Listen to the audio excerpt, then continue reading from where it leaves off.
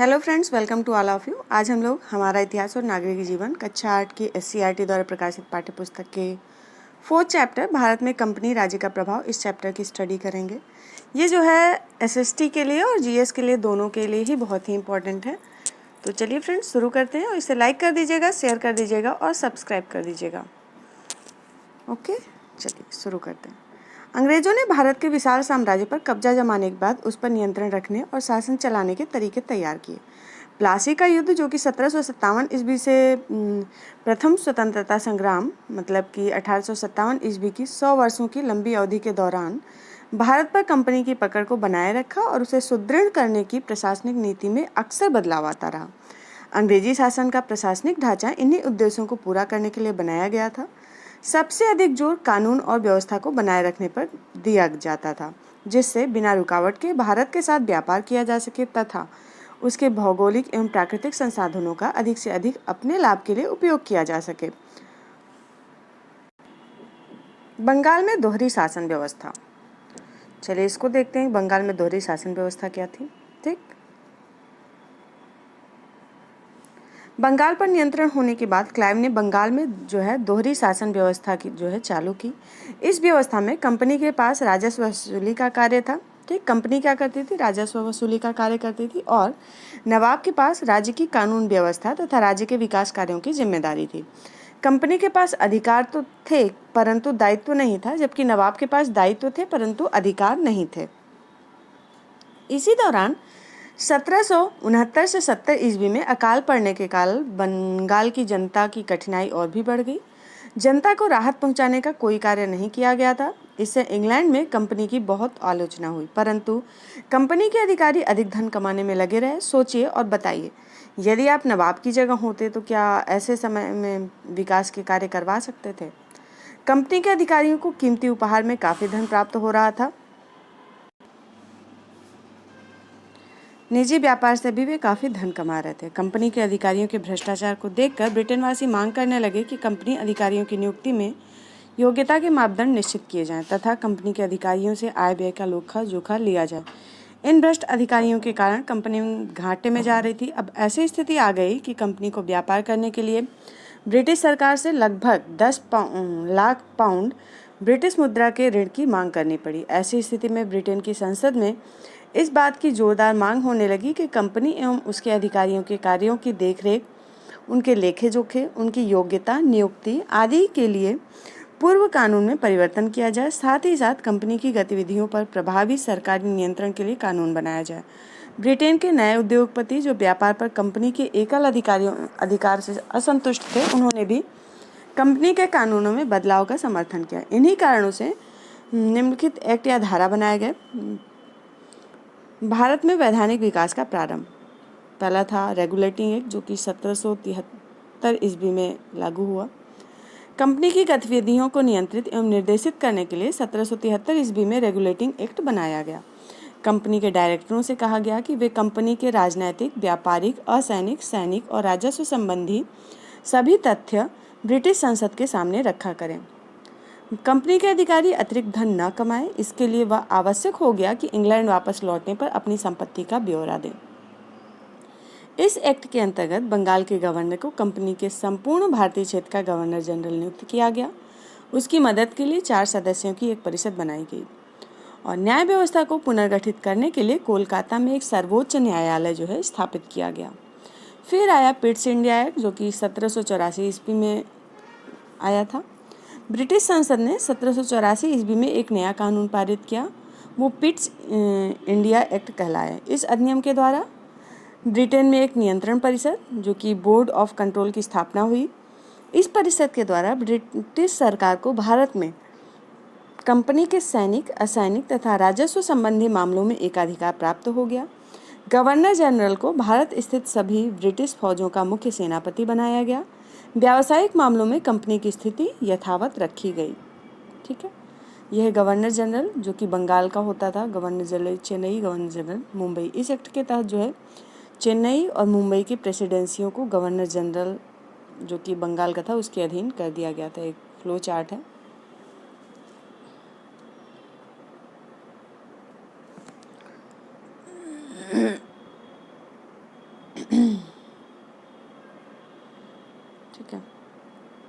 इस कानून के द्वारा प्रशासनिक ढांचे का निर्माण किया गया, जिसके आधार पर 1857 ईस्वी तक भारत में कंपनी का शासन चलता रहा। ब्रिटिश संसद ने कुछ चार्टर एक्ट पारित किए जो कि निम्नलिखित थे।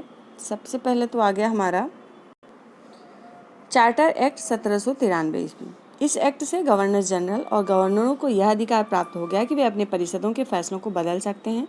इसके अनुसार मुंबई तथा चेन्नई की सरकारों पर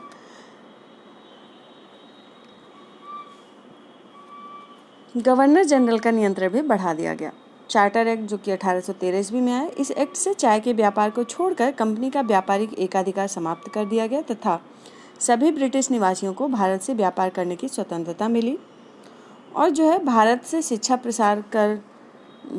शिक्षा के प्रसार पर व्यय हेतु 1 लाख रुपए का प्रावधान किया गया। और गवर्नर जनरल एवं गवर्नरों की नियुक्ति का अधिकार जो है कंपनी के निदेशकों के पास ही बना रहा, परंतु उसमें ब्रिटेन की सरकार की स्वीकृति आवश्यक हो गई।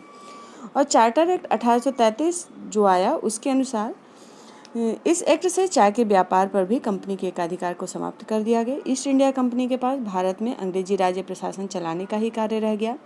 गवर्नर जनरल को अपनी परिषद की सलाह से कानून बनाने का अधिकार प्राप्त हो गया और मुंबई तथा चेन्नई की सरकारों से कानून बनाने का अधिकार छिन गया।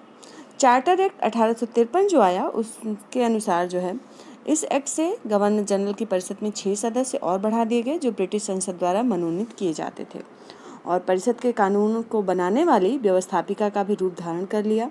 इससे कंपनी शासन पर ब्रिटिश सरकार का नियंत्रण और अधिक बढ़ गया। कंपनी ने सरकार की सेवा के उच्च पदों पर नियुक्ति हेतु नागरिक सेवा मतलब कि सिविल सर्विस प्रतियोगिता परीक्षा की भी व्यवस्था की। इस प्रकार उक्त सभी चार्टर अधिनियमों का परिणाम यह हुआ कि भारत में अंग्रेजी राज पर कंपनी के निदेशकों की प्रशासनिक अधिकार घटते गए और धीरे धीरे उस पर ब्रिटिश सरकार का वास्तविक नियंत्रण स्थापित हो गया। कंपनी शासन के 3 मुख्य आधार थे, नागरिक सेवा मतलब कि सिविल सर्विस, दूसरा था सेना और तीसरा पुलिस और न्याय व्यवस्था। ब्रिटिश भारत में हर जिले में राजस्व वसूली के लिए एक कलेक्टर, कानून व व्यवस्था बनाए रखने के लिए एक पुलिस सुपरिटेंडेंट मतलब कि अधीक्षक और न्याय व्यवस्था के लिए एक जज होता था।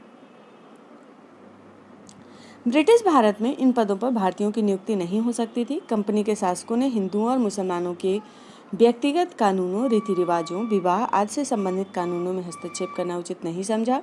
उनके लिए पूर्व प्रचलित कानूनों के आधार पर न्याय किया जाता था। 1774 ईस्वी में सुप्रीम कोर्ट की स्थापना हुई। उसके पश्चात प्रांतीय तथा जिला अदालतों की भी स्थापना की गई। इस कानून व्यवस्था से कानून के अनुसार न्याय किए जाने पर बल दिया गया, किंतु यूरोपियों और भारतीयों के लिए समान कानून नहीं थे। उनके न्यायाधीश भी अलग होते थे। उच्च प्रशासनिक अधिकारियों का प्रशिक्षण, चलिए देखिए इसमें क्या क्या है। प्रशासन की जिम्मेदारियां जो है बढ़ती गई तो यह महसूस किया गया कि प्रशासनिक अधिकारियों को भारत के शासन व्यवस्था, समाज व्यवस्था, भाषाओं तथा परंपराओं से भली भांति परिचित होना चाहिए। इन विषयों की शिक्षा देने के लिए 1801 ईस्वी में कोलकाता में फोर्ट विलियम कॉलेज की स्थापना की गई। 1801 में जो है फोर्ट विलियम कॉलेज की स्थापना की गई कोलकाता में। सन 1853 ईस्वी में नागरिक सेवा में भर्ती होने के लिए भारतीयों के लिए नागरिक सेवा प्रतियोगिता आरंभ की गई। उसकी परीक्षा इंग्लैंड में होती थी। 1853 में इस प्रतियोगिता में प्रवेश की उम्र 23 वर्ष थी, किंतु 1863 ईस्वी में प्रवेश की उम्र 23 वर्ष से घटाकर 21 वर्ष कर दी गई तथा 1876 ईस्वी में 21 वर्ष से घटाकर 19 वर्ष कर दी गई। इस परीक्षा का माध्यम अंग्रेजी भाषा था, जिसके कारण जो है भारतीयों के लिए नागरिक सेवा में चयन जो है कठिन हो गया। शिक्षा और सामाजिक सुधार, अंग्रेजों ने जो है 1781 ईस्वी में कोलकाता में एक मदरसा और 1792 ईस्वी में बनारस में एक संस्कृत कॉलेज की स्थापना की। विलियम जोन्स ने एशियाटिक सोसाइटी नामक संस्था की स्थापना की, जिसका उद्देश्य प्राचीन भारतीय इतिहास व संस्कृति की जानकारी कराना था। महान समाज सुधारक राजा राम मोहन राय भारतीय समाज में बदलाव लाना चाहते थे। वे यह मानते थे कि भारतीय नए ज्ञान, विज्ञान, तकनीकी आदि को सीखें। इसके लिए अंग्रेजी सीखना अनिवार्य था। उन्होंने अंग्रेजी सरकार को चिट्ठी लिखकर अंग्रेजी शिक्षा की मांग की।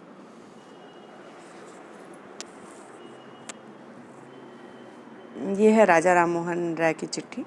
हमें पता चलता है कि सरकार पंडितों के संरक्षण में एक संस्कृत पाठशाला खोल रही है, जिसमें ऐसा ज्ञान दिया जाएगा जो भारत में वैसे ही चला आ रहा है। ऐसी पाठशाला युवाओं के दिमाग में सिर्फ व्याकरण के बारीक नियम और दूसरे लोग का ज्ञान भर सकती हैं और ऐसा कुछ नहीं दे सकती हैं जो विद्यार्थी या समाज के लिए व्यावहारिक रूप से उपयोगी हो।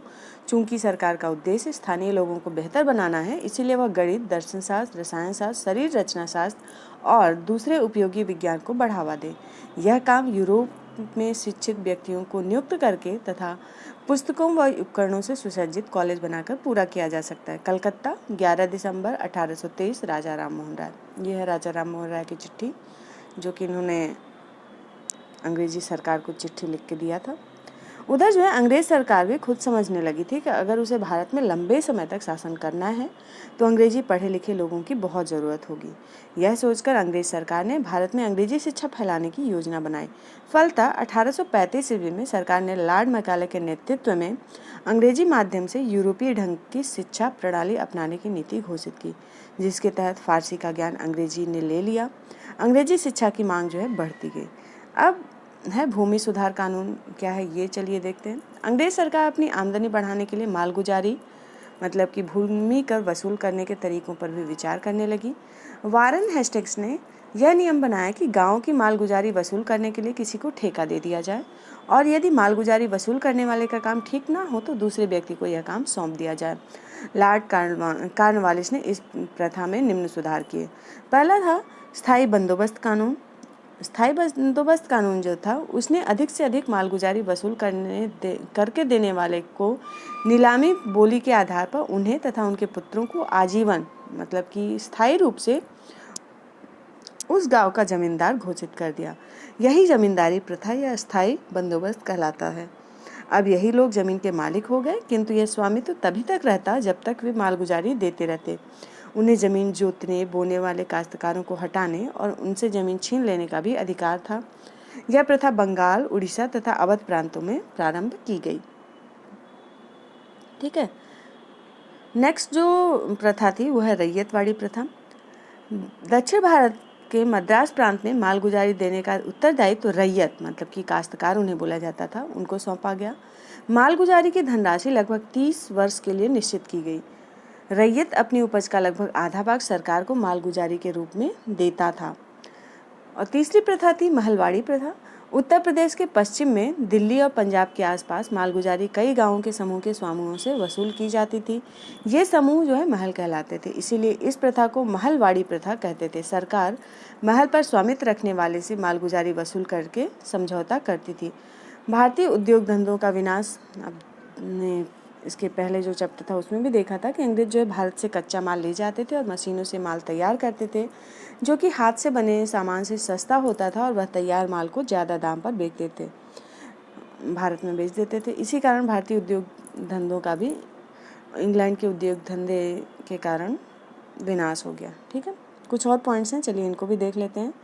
किसी विषय पर बनाए गए अधिनियम या कानून को एक्ट या धारा कहते हैं। ठीक है, इस चैप्टर में कुछ जो शब्दावली आई थी वो एक्ट या धारा और लगान।